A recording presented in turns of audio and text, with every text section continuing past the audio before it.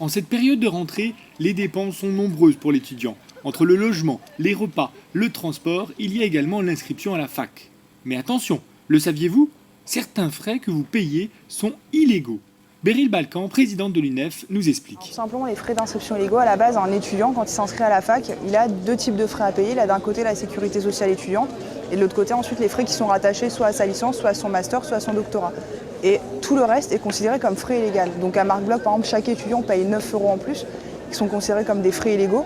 Mais au-delà de ça, ça va très très loin puisque Marc Bloch malheureusement détient à la tête du palmarès, puisque à partir des Master 2, notamment professionnels, là on fait monter les frais spécifiques pour couvrir en fait des frais particuliers et ça peut monter jusqu'à 4 000 €. L'université Marc Bloch demande des droits supplémentaires qui ne correspondent pas à la réglementation. C'est pourquoi le recteur a déféré cette décision devant le tribunal administratif. L'échange, c'est-à-dire que le recteur a préalablement, avant l'été, saisi le président pour lui expliquer, voilà, on a constaté dans vos délibérations qu'il y avait un certain nombre de prix particuliers. Quelles sont les justifications, quels sont les motifs pour lesquels l'université demande ces droits complémentaires aux étudiants de l'université pour ces masters professionnels?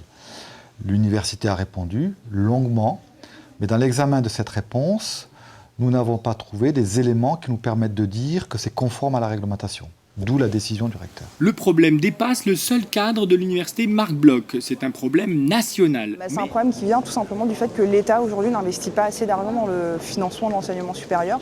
Et du coup, les universités, pour conserver les filières existantes, les filières qui notamment professionnalisantes comme cinéma, audiovisuel, etc., sont obligées justement de demander à l'étudiant de financer. L'université Marc Bloch n'a voulu faire aucun commentaire à ce sujet.